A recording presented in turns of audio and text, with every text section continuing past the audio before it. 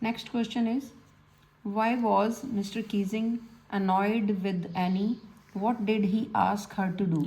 Mr. Keesing was an old fashioned man. He did not like his students talking in the class. He was annoyed with Annie as she talked too much in the class. As a sort of punishment, he asked her to write an essay on a topic chatterbox. हाँ, तो ये आपको पता ही है, पिछले question में भी आया था कि ये जो मिस्टर कीजिंग उसके टीचर हैं, ये स्ट्रिक्ट हैं, ओल्ड फैशन है। पुराने ज़माने में तो किसी को बोलने नहीं देते थे बच्चों को, चाहे स्कूल हो चाहे घर हो। आजकल फ्रेंडली होके सब कुछ समझाते हैं बच्चों को और उनको पूरी आज़ादी होती बोलने की। तो ये ओल्ड फैशन थे इनके टीचर। तो ये एनी बहुत बातें करती थी, इसको चैटर बॉक्स, जो ज़्यादा बातें करते हैं उनको चैटर बॉक्स कहते हैं।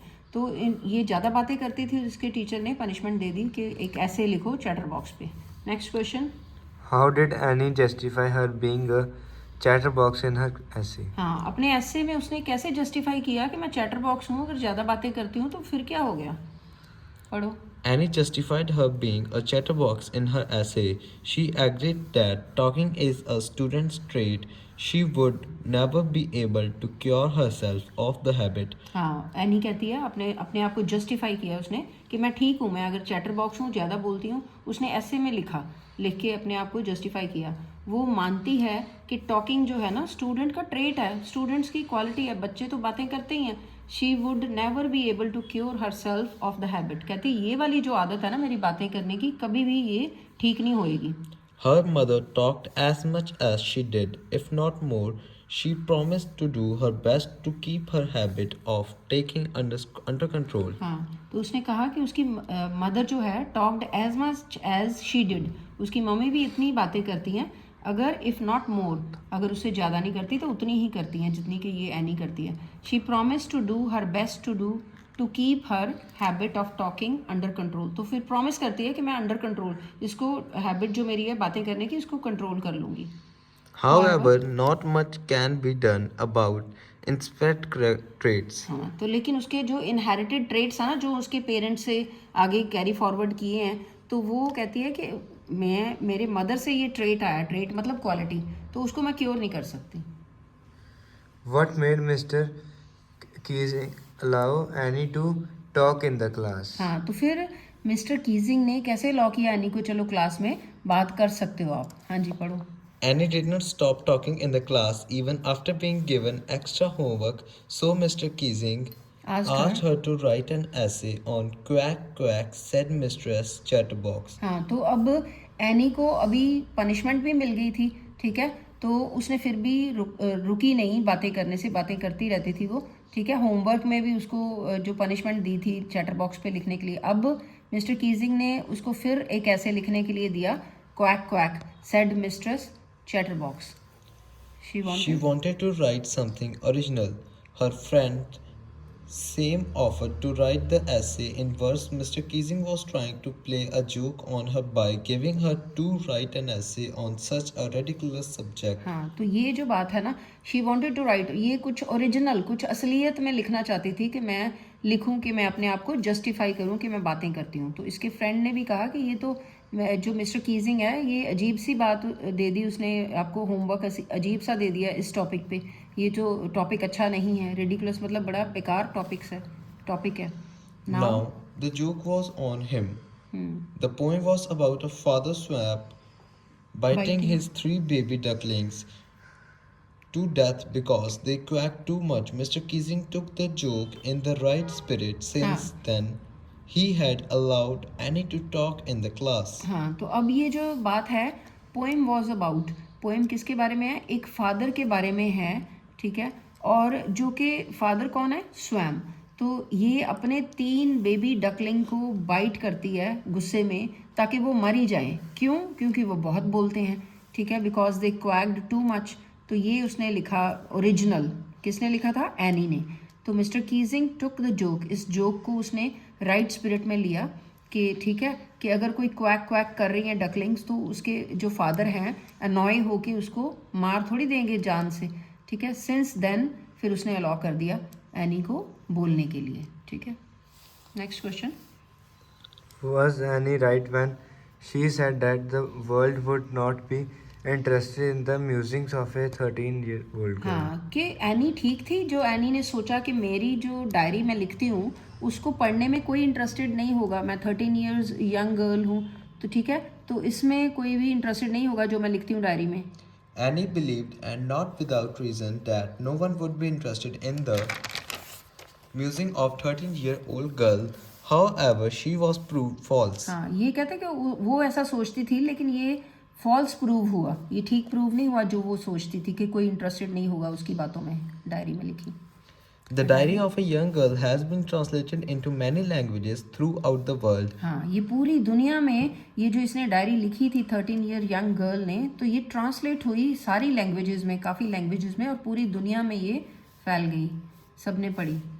It is considered to be one of the most authentic documents of the Holocaust period. हाँ तो ये सबसे ऑथेंटिक होता है, सच्चा डॉक्यूमेंट समझा गया. ठीक है, हॉलोकॉस्ट पीरियड मतलब जब वो बहुत ही पुराना ज़माना था, जैसे कि किसका ज़माना, हिटलर का ज़माना. ठीक है, next is It describes graphically the atrocities and that the Jews faced during the Nazis' occupation of Holland. हाँ हॉलैंड में ये चीज़ हुई थी ना, ज्यूज़ और नाजीज़ की लड़ाई हुई थी, आपने हिस्ट्री में भी पढ़ा हुआ है. ठीक है, और ये जो हिटलर के टाइम पे जो लड़ाइयाँ हुई थी, एट्रोसिटीज़ होती हैं कि जो बहुत ही बुरा उन्होंने बहुत ही बुरा जो दूसरों के साथ व्यवहार किया. ठीक है, बुरा सलूक किया, तो ये बताती हैं उस टाइम पे. ठीक है, next is Why does Annie need to give a brief sketch about her family? Does she treat Kitty as an insider or an outsider? हाँ तो ये एनी ने अपना जो ब्रीफ स्केच, छोटा सा स्केच बताया, स्केच मतलब जो लिख के बताया डायरी में फैमिली के बारे में. ठीक है, does she treat Kitty as insider या आउटसाइडर. किटी को उसने अपने घर का मेंबर, अपने फैमिली फ्रेंड या फैमिली का मेंबर समझा या बाहर का समझा कोई. Annie realises Annie realizes that her readers may not understand her writings well till she gives a brief sketch of her family. हाँ एनी ने ये सोचा कि जब तक मैं अपनी फैमिली के बारे में नहीं बताती तो उसके रीडर जो है ना वो समझ नहीं पाएंगे. It will help to understand her and her musings in a better way. हाँ ये जो लिख रही थी डायरी, कहती कि अगर मैं अपनी फैमिली के बारे में बताऊंगी ना, तभी जो पढ़ने वाले हैं वो अच्छी तरीके से मेरी जो राइटिंग है उसके बारे में, जो मैंने लिखा है डायरी में, वो समझ पाएंगे. She wants the diary to be her friend and she names it Kitty. हाँ ये तो आपको पता ही है कि उसको डायरी को ही अपना फ्रेंड मानती थी और उसको किटी नाम दिया था. Kitty is an insider and she confides in Kitty and gets all kind of things of her heart through her writing. हाँ तो वो अपना इनसाइडर मानती थी, आउटसाइडर नहीं मानती थी. इनसाइडर मतलब दिल की बातें जिसके साथ शेयर होती हैं, तो वो अपना उसको क्लोज फैमिली मेम्बर या फ्रेंड मानती थी. तो फिर कन्फाइड्स मतलब उसको कॉन्फिडेंस था. ठीक है, और किट्टी में, और वो सारी अपनी दिल की बातें लिख लेती थी. Next question. How does Annie feel about her father, her grandmother, Mrs. Cupress and Mrs. Keesing and Mr. Keesing? ठीक है, What do these tell you about her? हाँ तो ये कहते हैं कि इन सब के बारे में वो क्या फील करती थी. Annie considered her father as the most adorable father. She stayed with her grandmother when her parents were away. She loves and respects her deeply. हाँ तो एनी अपने फादर को बहुत अडोरेबल फादर, मतलब बड़े अच्छे फादर, प्यार करने वाले फादर, ध्यान रखने वाले फादर समझती थी.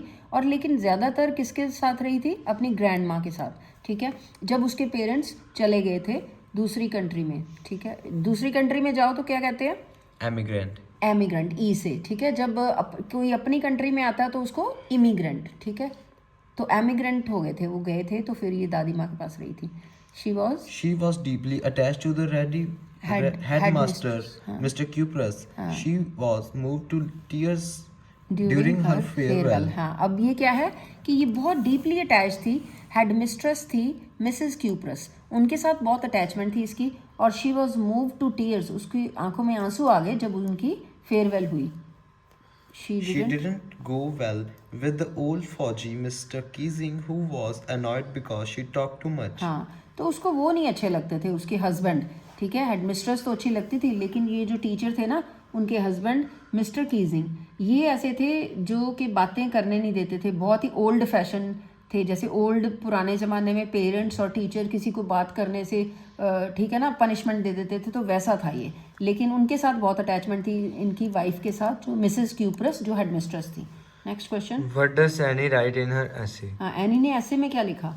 Annie tries to justify her habit of talking in her first essay, A Chatterbox. She argues ठीक है। that talking is a student's trait. हाँ, ये तो पहले भी आया था पिछले क्वेश्चन में कि एनी जो है अपने आप को जस्टिफाई करती है। जस्टिफाई मतलब कि वो कहती है कि मेरे टीचर ने मुझे जो पनिशमेंट दी है ना, बातें करने से रोका, वो गलत है। मैं ठीक हूँ कि मैं तो बात करूँगी, क्योंकि ये बच्चों का ट्रेट है, बच्चों की क्वालिटी है, वो तो बात करते ही हैं।